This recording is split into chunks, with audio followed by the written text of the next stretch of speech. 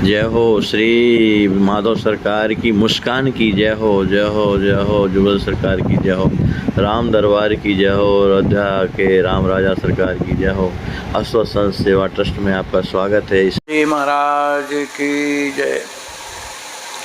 आज के प्रसंग में है जगन्नाथ दास बाबा। बोलिए जगन्नाथ दास जी महाराज की जय। ये जगन्नाथ बाबा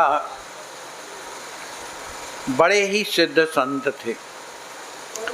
ये 6 महीने तो नवद्वीप में रहते थे और 6 महीने वृंदावन में रहते थे। जब जहाँ मन पड़ता था वहाँ चले जाते थे।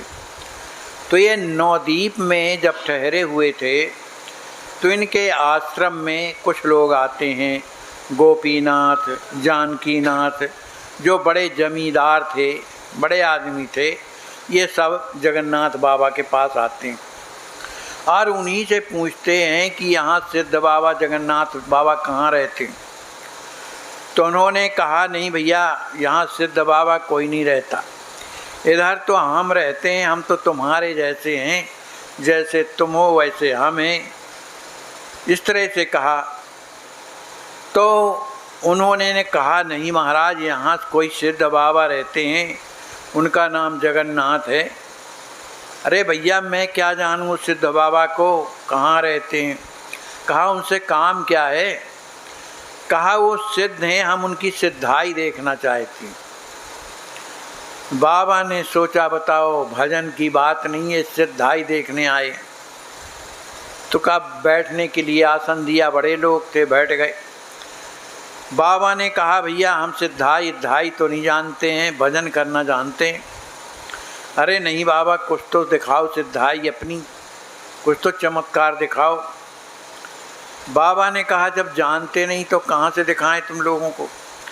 उन्होंने एक बड़ी भारी लठिया उठाई और ज़मीन में 7-8 बार पटका। अब वो जब पटका लठिया तो वो सब भागने लगे कि बाबा को गुस्सा आ गई हमारे पूछने से। अरे कहा, भाई तुम लोग कहाँ जा रहे हो। अरे बाबा, तुम लठिया मार रहे हो, माने नाराज़ हो। कहा, नहीं, हम नाराज़ नहीं हैं। तो फिर ये लठिया क्यों पटक रहे थे।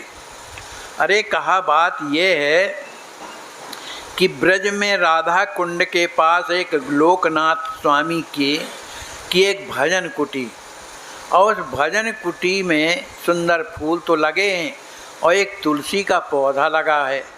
उस पौधे को बकरी चर रही थी, तो मैंने लठिया से भगा दिया। अब उन्होंने सिद्धाई दिखा दिया। अब वो लोग जो बड़े आदमी थे, उन्होंने सोचा ये कैसे हो सकता है।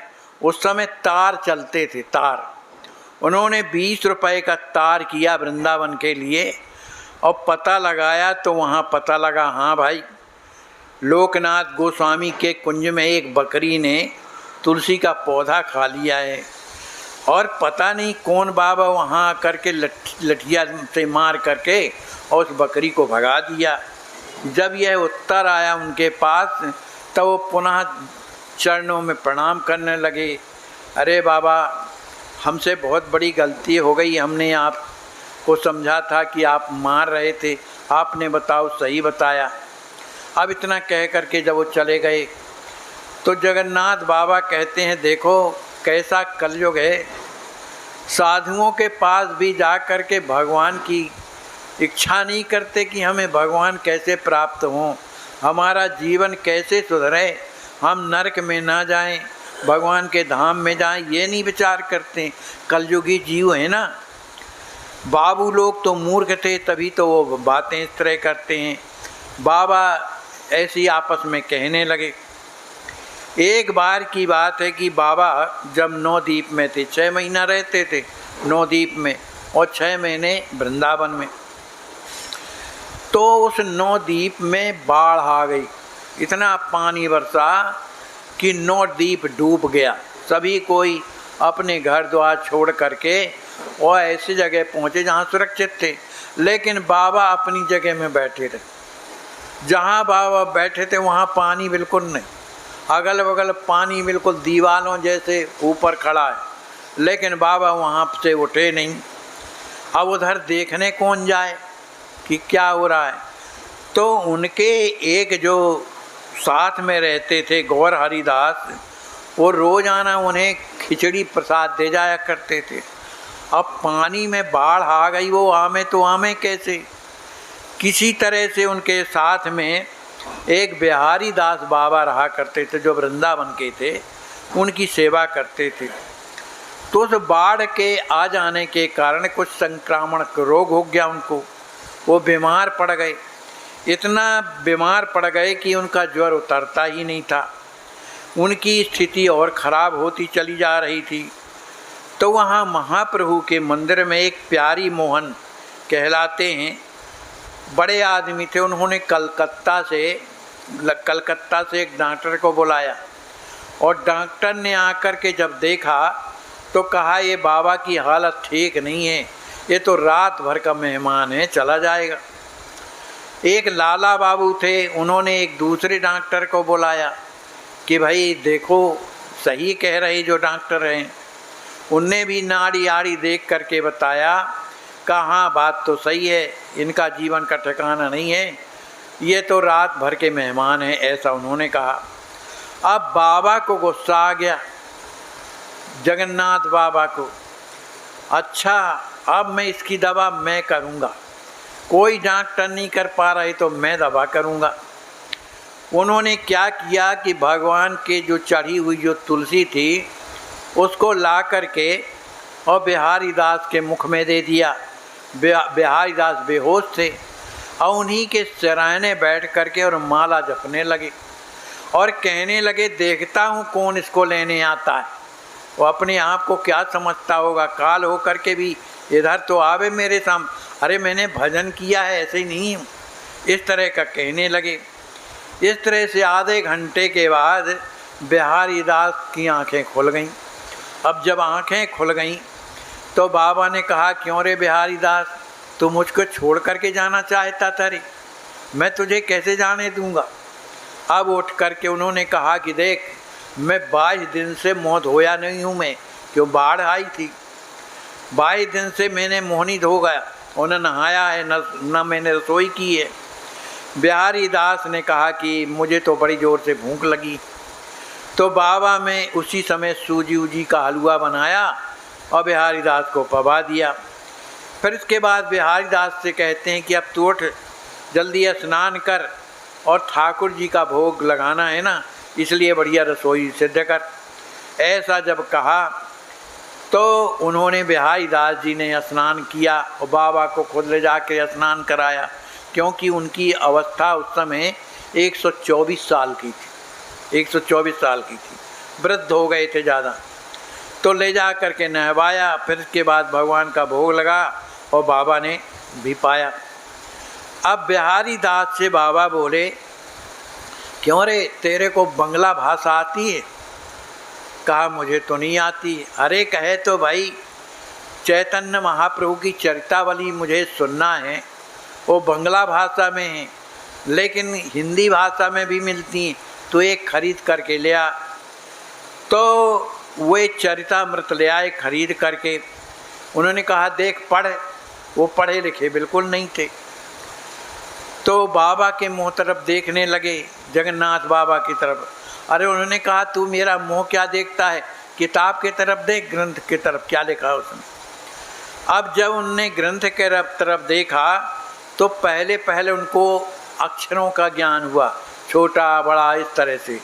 फिर जोड़ने का ज्ञान हो गया कि मिला करके बोलना, और धीरे धीरे उन्होंने क्या किया कि पूरी जो चरितामृत थी कई खंडों की रोज़ाना बाबा को सुनाते थे। फिर कुछ दिनों के बाद वो खोल भी बजाने लगे। माने चमत्कारी घटनाएं थीं। एक बार की बात है कि सिद्ध बाबा वैराग्यपूर्ण थे, माने बैरागी थे। वो किसी का कभी पैसा ग्रहण नहीं करते थे, लेकिन बिहारी दास उन्हें ले करके चलते थे, कंधे में टांग लेते थे, कंधे में पीछे खोल बनाए थे, उसी बाबा को बैठा लेते थे और चल देते थे। लेकिन जब बैठाते थे तो बाबा बिल्कुल फूल जैसे हल्के हो जाते थे, लगता ही नहीं था कि कोई वजन है। तो ले करके जब चल रहे थे तो हुआ क्या कि एक व्यक्ति खड़ा मिल गया बाबा को। कहा बाबा मैं 1 रुपया आपको देना चाहता हूँ। तो बाबा तो हाथ से छूते नहीं रहे। उन्होंने कहा ठीक है रख दे ज़मीन में। और जब उसने ज़मीन में रख दिया तो बिहारी दास ने उठा लिया। अब वो 1 रुपया बिहारी दास ने ले लिया तो 2-3 मील गए थे। कहा लौट जल्दी, मेरे तो प्राण जा रहे हैं। ये जो रुपया ले लिया है ये तो मुझे तपाए डाल रहा है, मारे डाल रहा है, मुझे तो बड़ा कष्ट हो रहा है, ये काट रहा है मुझे, चल लौट लौट। तो लौट करके आए तभी तक वो आदमी मिला। कहा भैया ये तेरा 1 रुपया मेरे को काट रहा है, बड़ी पीड़ा हो रही है। मैंने सुना है कि तो बहुत बड़ा आदमी, तेरे पास तो बहुत पैसा है, तो ये तेरे को कितनी पीड़ा ना देते होंगे। इस तरह से बाबा ने वो 1 रुपया वापस कर दिया। अब क्योंकि महाराज तो भाव राज्य में रहते थे, लेकिन लिया तो उनके शिष्य ने था, बिहारी दास ने, लेकिन चिंतन तो था ना रुपए का, इस कारण वो कष्ट उन्हें देता था। तो वो परम स्वतंत्र रहते थे। एक बार की बात है कि बाबा जब काले बाबू के कुंज में रह रहे थे, ये कहाँ पर है, नौदीप में, कुंज में रह रहे थे, तो एक भंगी आया। नहीं ये वृंदावन में कुंज, बाबू कुंज वृंदावन में। तो एक भंगी आया, तो भंगी आया रोटी मांगने के लिए। तो बाबा ने उनके पास बहुत सी रोटी देखी भंगी के पास। तो उन्होंने कहा क्यों रे, 1 रोटी मेरे को नहीं देगा? उसने कहा भैया महाराज ऐसा नहीं कहा जाता है, मैं भंगी हूँ, आपको मैं कैसे रोटी दे दूँ? अरे भूखा हूँ भैया, भूखे को तो भोजन नहीं दे सकता। बड़े ज़ोर से नाराज़ हो गए, तो रोटी नहीं दे सकता है। अब महाराज को गुस्सा देख करके उस भंगी ने 1 रोटी और बाबा को दे दिया। अब बाबा ने रोटी पाई और बड़े प्रेम से खा लिया। अब जगन्नाथ बाबा ने रोटी मांगी है और खाया है, ये खबर जो है पूरे वृंदावन में फैल गई कि बताओ इतने बड़े महात्मा होकर के भी इन्हें समाज का ज्ञान नहीं है, किसका खाना चाहिए किसका ना खाना चाहिए। तो इस तरह से ये करते हैं तो फिर हम लोगों का क्या होगा? ऐसा सभी आपस में कहने लगे। बिहारी दास जो उनके साथ में था, उन्होंने कहा बाबा मैंने तुम्हें अच्छी तरह से रसोई सिद्ध करके और पवा दिया था, भूखे तो रहे ना होगे, फिर भी इस भंगी से रोटी मांगने का क्या मतलब था? अरे कहा मेरा जीवन आज सार्थक हुआ रोटी खाने से। बाबा ने उत्तर दिया, अरे कहा ब्रज के जितने लोग हैं ना, अब रोटी देना बंद कर देंगे, आपको समाज से बहिष्कृत कर देंगे। कहा देखा जाएगा जब उस समय आएगा तो। इस तरह से बाबा बैठ गए। थोड़ी देर के बाद ये चर्चा जब पूरे ब्रजमंडल में फैल गई तो जो बड़े बड़े लोग थे, जैसे नीलमणि गोस्वामी, गौर सिंह सुंदर राय, श्री गौर शिरोमणि, राधिकानाथ गोस्वामी और भी जो वैष्णव की बड़ी बड़ी जो टोलियाँ थीं, सब बाबा के पास आने लगीं। बिहारी दास से अपने कहा कि तुम इन्हें बाहर आसन लगाओ, क्योंकि काफ़ी मात्रा में आए। सबको आसन देने के बाद बाबा भी बैठ गए और कहने लगे आप लोग क्या कहना चाहते हैं बताइए। उन सब ने कहा बाबा आपकी तो 84 कोस ब्रजमंडल में ख्याति फैली हुई है, आप सबके मुकुटमणि आप सबके बने हुए हैं, पर अब बताइए आपको ऐसा करना चाहिए? एक भंगी की रोटी मांग करके आपने खाया। तो इस तरह की ये चर्चा पूरे ब्रजमंडल में चल रही है, इससे हमको बड़ा कष्ट हो रहा है।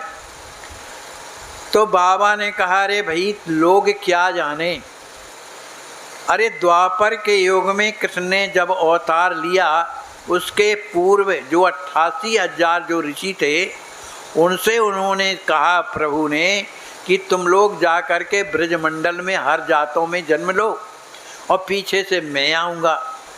तो वो जितने भी ब्रजमंडल में जो रहने वाले जो लोग हैं, किसी भी जात के हों, वो कौन है? 88,000 ऋषि। तो मैंने उनके हाथ का पाया है और तुम लोगों को अभी भी रज में तुम्हें कुछ समझ में नहीं आता। वो झाड़ूदार रजई तो समेटता है, वो तो तुमसे बढ़ करके है। इस तरह का जब बाबा ने डांटा तो बेचारे चुप हो गए। अब कोई क्या कहे। एक दिन की बात है कि बाबा ने अपने बिहारी दास से कहा, सुन अब मुझे यहाँ से नवद्वीप जाना है, वो अभी चलना है, देरी मत कर।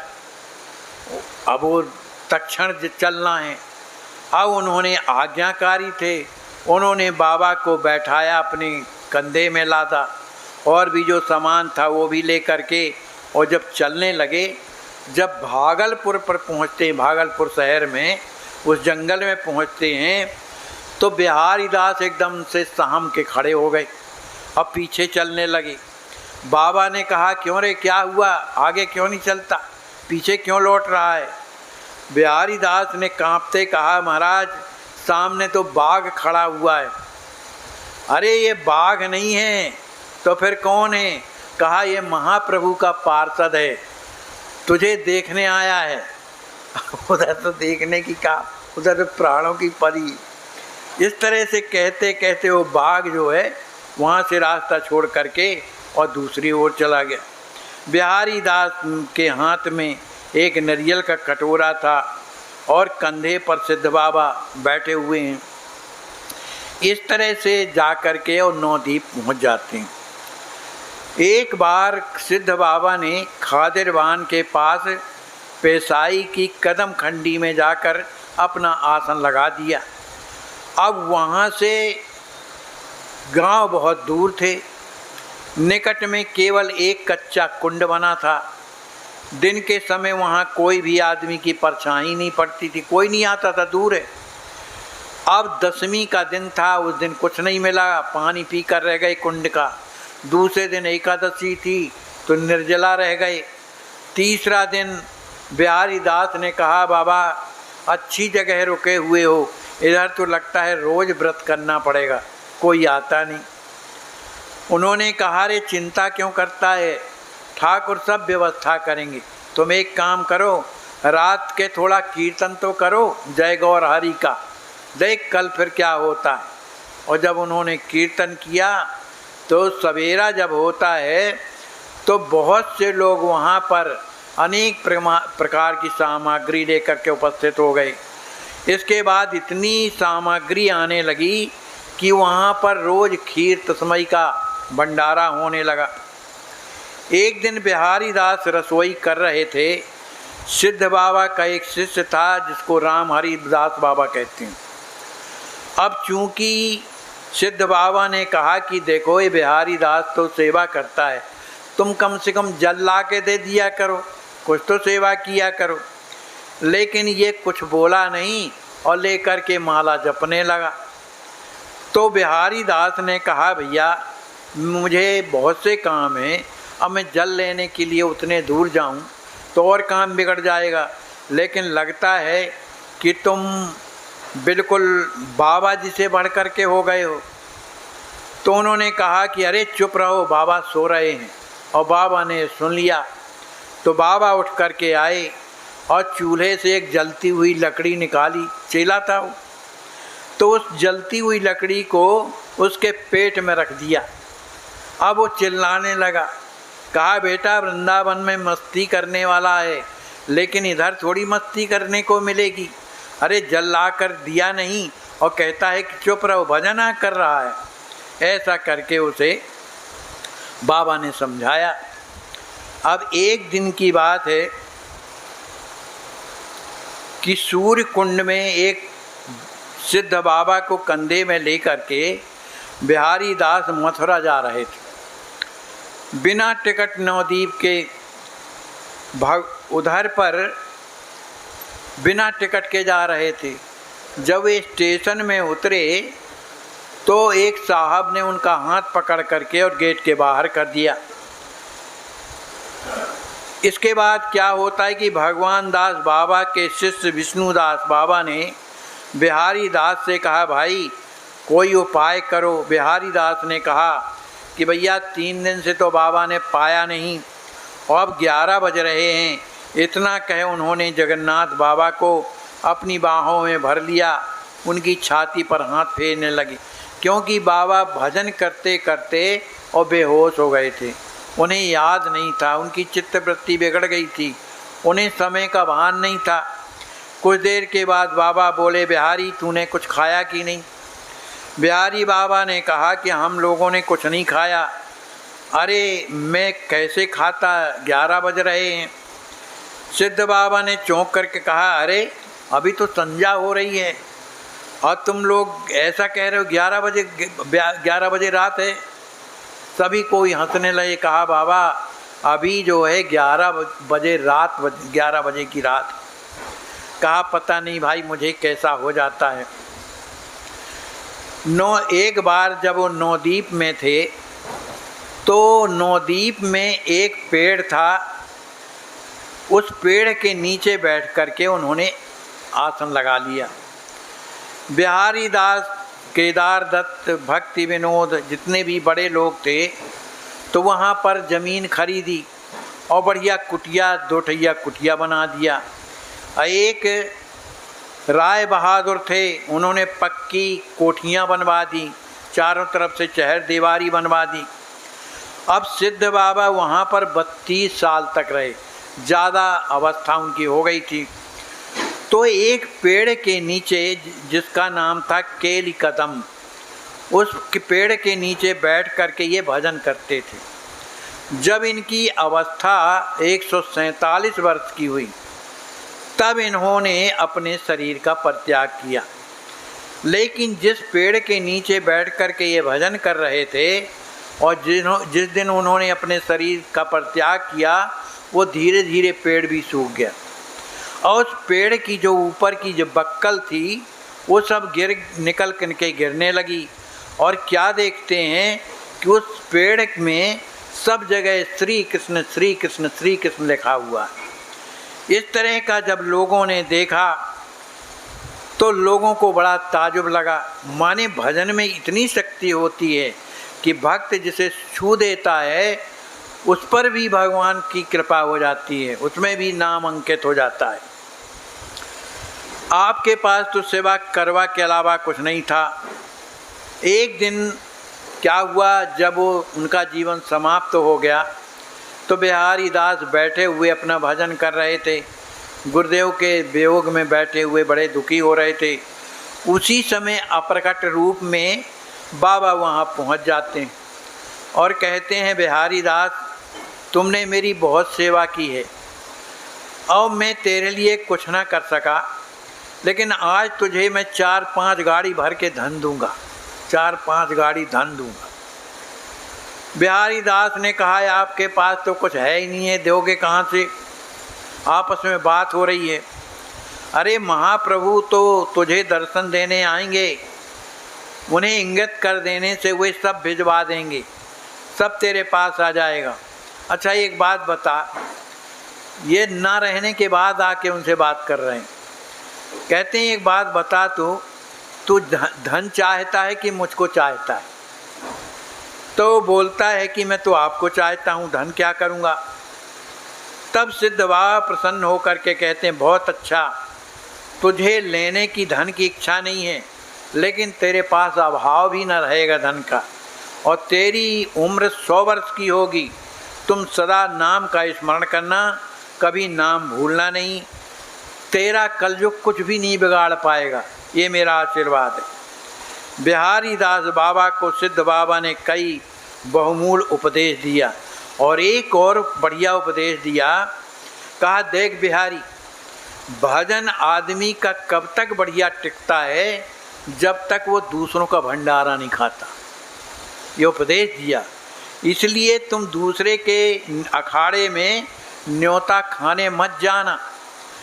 बिहारी दास ने कहा, क्यों ना जाएं, उससे क्या तकलीफ़ है? कहा, अरे स्त्री संग, उसके संगी का संग और उसके संगी से संगी का संग जो है दुखदाई होता है। वो जिसका भी होगा, किसी का भी होगा, तो कोई ज़रूरी थोड़ी कि वो भगवान का भक्त होगा। पता नहीं कैसा लाया है, किस रूप में लाया है, उसका प्रभाव जरूर करता है। तो हमारे भजन में विक्षेप होता है, इसलिए कभी किसी का भंडारा मत पाना। एक बहुत बढ़िया बात कहा देख, जिस राजा के राज में रहना पड़ता है तो उसकी गुलामी करना चाहिए कि नहीं करना चाहिए। अब तू इधर पर नवद्वीप में है, तुझे किसकी गुलामी करनी चाहिए? अब वो कुछ ना बोला, कहा यहाँ पर महाप्रभु का राज्य है, इसलिए महाप्रभु की गुलामी करना चाहिए। और महाप्रभु जो है, देख वहाँ वृंदावन में देख कि मैया यशोदा ने लाला को माने श्याम सुंदर को एक मटकी फोड़ने से उसे उखल में बांध दिया था। लेकिन यहाँ देख महाप्रभु ने अपने घर में पता नहीं कितने बर्तन फोड़ फाड़ डाले, लेकिन सच्ची माता ने उसका विरोध नहीं किया, बड़ी की प्रसन्न हो गई। तो वहाँ पर तो पाप यदि बन जाता है तो उसमें क्षमा नहीं होता, वृंदावन में वो पाप का भोग भोगना पड़ता है। लेकिन नवद्वीप में जहाँ साधु संत जहाँ रहते हैं, वहाँ यदि कोई अपराध बन जाता है तो अपराध को देखा नहीं जाता, उस पर कृपा की जाती है। इसलिए संतों के सानिध्य में रहना चाहिए। इस तरह का उपदेश करते हैं। उन्होंने एक और बात बताई, कहते हैं अगर किसी को ज़्यादा अपनी आयु चाहिए और भजन की सिद्धि चाहिए, किया करते हैं 2 गस्त, माने 2 बार फेरा मारते हैं। एक बार बाहर निकलते हैं संध्या से रात 10 बजे तक, और दूसरी बार सवेरे 3 बजे से सूर्योदय तक। उस समय जो कोई बैठ करके भजन करता दिखाई देता है तो शंकर भगवान उसे बहुत आशीर्वाद देते हैं, उसको और भगवान के चरणों की ओर प्रेरित करते हैं। इस तरह से उन्हें नियमों का पालन बताया और इस तरह से कहते हैं तू पालन करता रहेगा दृढ़ता से तो तेरे जीवन में कुछ नहीं होगा। इस तरह से कह के बाबा जगन्नाथ और अंतर ध्यान हो जाते हैं। अब उनके जो शिष्य हैं वो भी अपना भजन करते करते आराम से उनका जीवन इसी भजन में व्यतीत हुआ। अंत में वो श्री गौरांग हरि के पाद पद्मों में उनका भी जीवन समाप्त हो गया। बोलिए श्री जगन्नाथ महाराज की जय। जय जय सिया राम। श्री महाराज की जय।